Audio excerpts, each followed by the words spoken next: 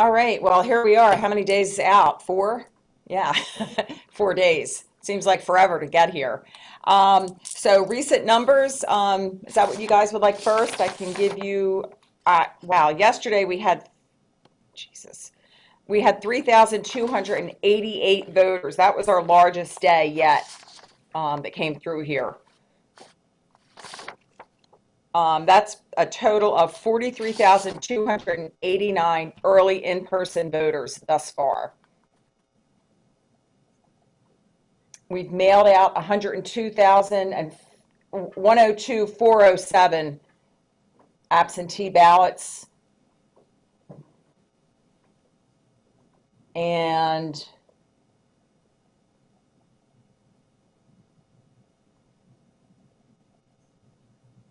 hold on 1 second, I'm just looking at how many we've gotten back.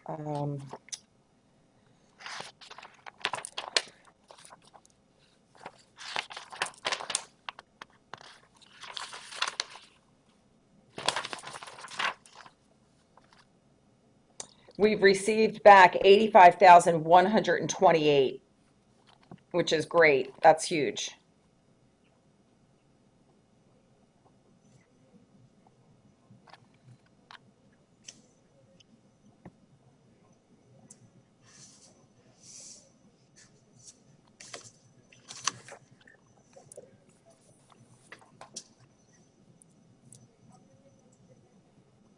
Any questions?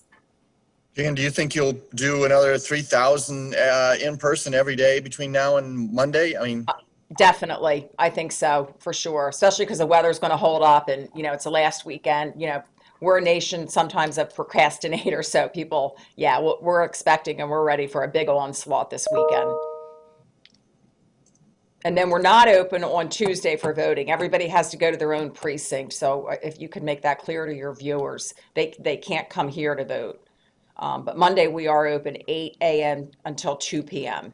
And for the viewers that are voting at their precinct, they can go to our webpage and there's a nice, easy to find my polling location tab. You can find it by entering your name or your address. Can you talk about absentee ballot request forms that are still coming in? Are you guys processing those the same day? And how many are you getting in now? We are. We haven't gotten that many in, Josh. I don't know how, I haven't seen the tally for today, but yes, we're still processing them. And we will until Saturday at noon. You're processing them the same day? Yes. All right. Yeah, if I could get a number from somebody from you or beyond, I could shoot over a number on how many you're getting like yesterday or today or something. Okay.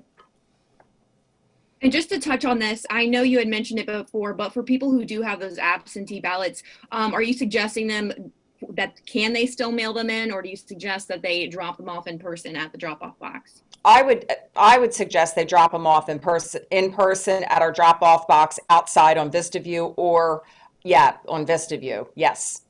And what happens if people what happens if people do mail in their ballot too late? When is too late for that aspect? If it's the postage stamp by the United States Postal Service, not a postal mark, which is different, like a Pitney Bowes from an office, it has to be stamped by November 2nd and received within 10 days after that. Okay, thank you. You're welcome. Remind me, can they drop it off in the drop box on election day? On election day, yes. so that drop box is good until 7:30 Tuesday night, right? Because that's You when the got polls it. close. Yep, Okay. and we'll have people out there. We've got a tent set up because we're anticipating that based on what happened with the primary in March.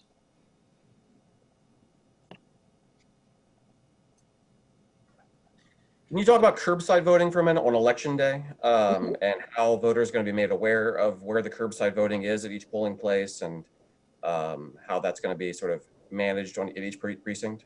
Yes, each precinct has a large sign that will be posted outside with the voting location manager's telephone number, and they will pull up into the voting location curbside voting spot or the handicap spot, and they can call that number to alert the people inside, and then we can curbside vote them. Now, it might take some time because curbside voting at the polling location isn't a quick process, but it is available at all of our locations, as it's always been.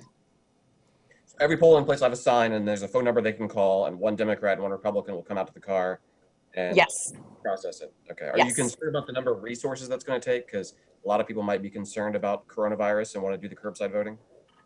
You mean as far as precinct election officials? Yes, we have an extra precinct election official from the Republican side of the aisle and the Democrat side of the aisle at each polling location per the directive of the Secretary of State in anticipation for that very thing.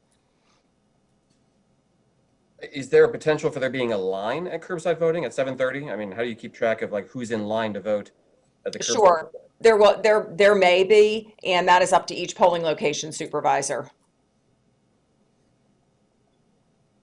First come, first serve, basically.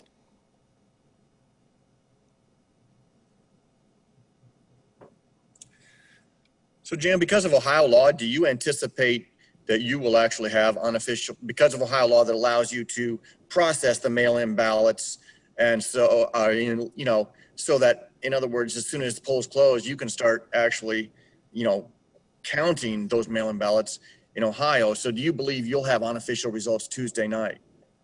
Yes, we will. We'll have our unofficial results like we always do, and then the official results will not be until November 18th. They've moved the certification date up.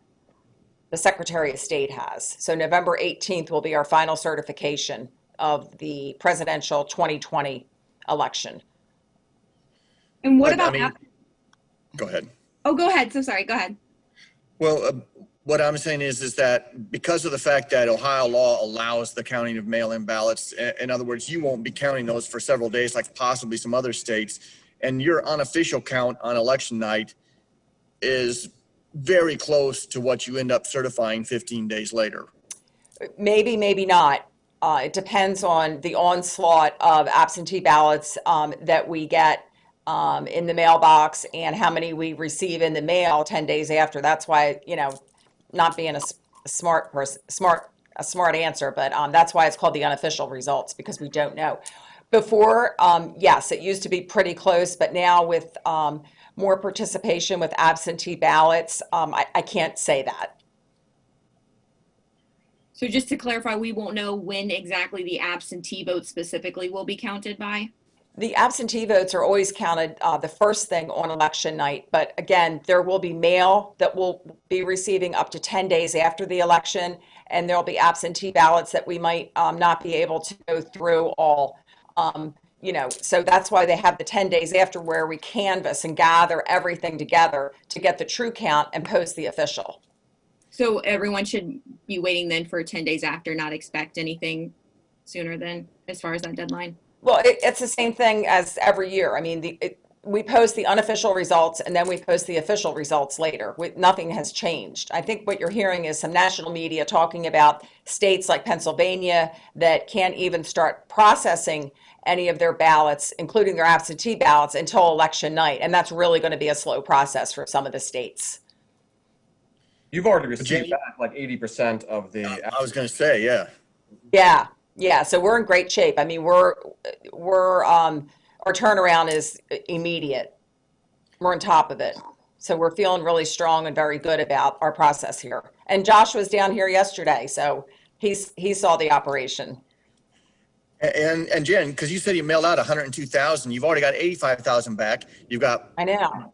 by Tuesday morning at 10 on election day, you may have as many as 98, 99, We 100,000. could, and we hope we do. So if anybody still Which has would their mean ballot you- out there, get it in. Yeah, which would mean you would only have like 2,000 trickling in post-election day.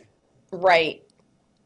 So then you could look at the numbers that way too. That's a good point. You could look at the numbers that way.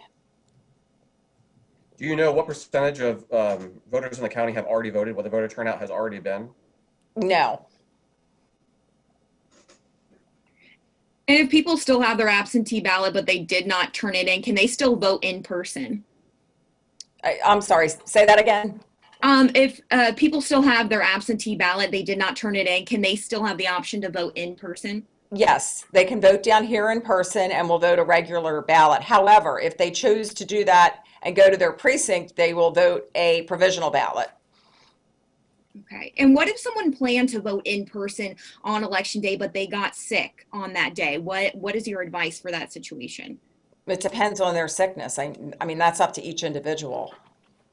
But if they felt that they were too sick to come in, or they didn't want to be in person, or, impact with curbside as well? Unless they're hospitalized, there wouldn't be another option. Okay.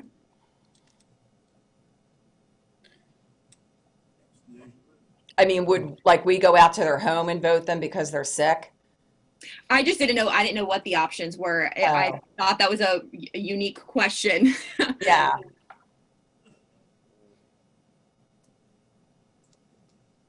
And for people who are coming in person on election day, is there a specific time that you recommend that people should come in to avoid some of the longest lines? I know the lines are already going to appear longer than they are just because of social distancing, but is there any time frame that you recommend?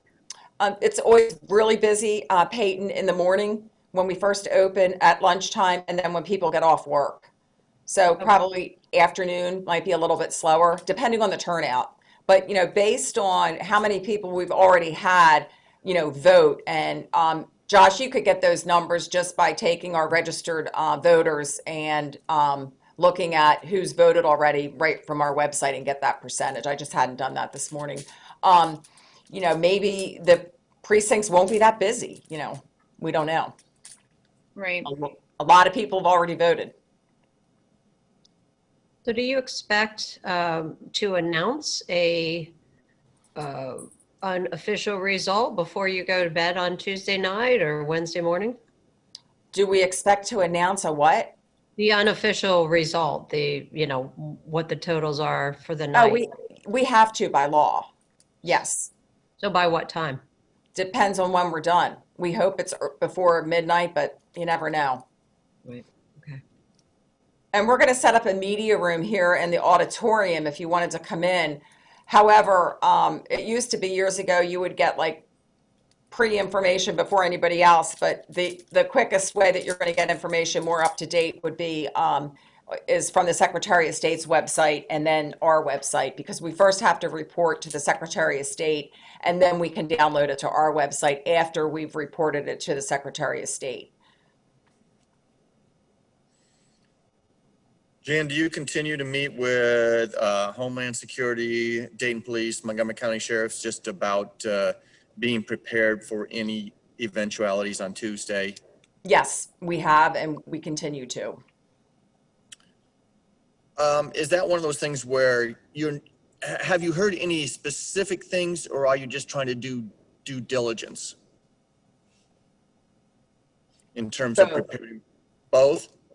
Have we heard specific things as far as what? As people trying to interrupt at polls or protest at polls? No, in fact, I've contacted Homeland Security, and we haven't got any information as to anything like that in Montgomery County. So one more follow-up, because somebody did raise an issue about curbside voting with us. That's why I keep asking about it. Do you believe you have sufficient resources to handle that? Because the number of people who might just feel uncomfortable going into the polling place, do you think that's going to be an issue, the curbside voting sort of backup? We hope it's not, but there might be. We hope it's not. And just to clarify, on election day, you guys won't be open. Does that include the curbside as well? Here at the Board of Elections?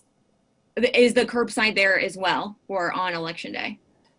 No, it's not open. There's no voting at the Board of Elections on Election Day. Sounds kind of odd, doesn't it? Yeah. And the curbside voting's been going very well here. It's gotten a little bit busier, I think, as people hear more about it. And we had actually a couple of people yesterday that had tested positive for COVID the night before and came down the next day to cast their vote. So, we are concerned about our staff as well and the health of our staff. So we have personal protective equipment, gowns and masks, et cetera, and double coverage for them to be put in that position.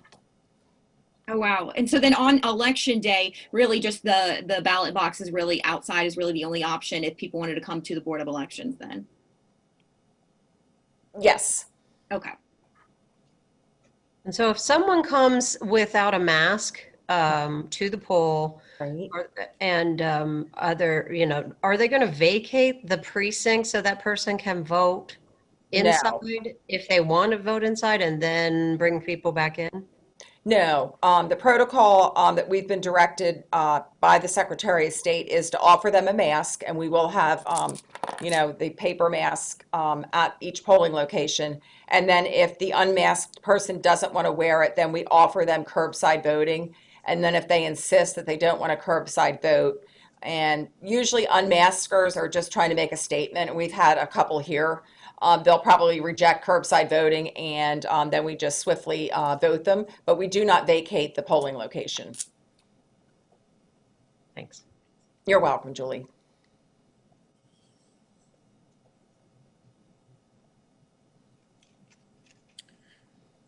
Jan, you have the official poll observers with you there since early voting started. Great. Will some of those, that are basically actually approved by both Democratic, Republican parties locally, and they send them to you, you swear them in, will some of those same persons be expected possibly to be at polling locations then on actual election day? We have a list of those that will be at polling locations on election day, and they have to present their certificate, their observer certificate, to the polling location, be sworn in, and just like it usually is.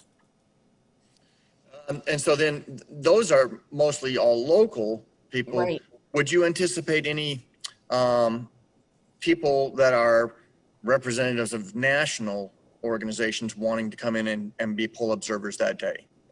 And So- what do you do if that I don't happens? have record of any of those. I don't have record of any of those, so they wouldn't be permitted in the polls. There's always an opportunity. I remember in 2004, when I was working with a group called Lawyers for Bush, we had some organizations where they bust some people in from different states to observe at the polls. And I remember having to call the Board of Elections here, and they were able to escort them off, out of they were within the 100-foot area trying to help people vote. But there will be poll watchers outside the 100-foot area. I mean, I know election protection and all them are going to have. Oh, yeah, they're always out. Yeah, that's sure. But they have to stay outside the 100-foot limit, correct? Yes. Okay.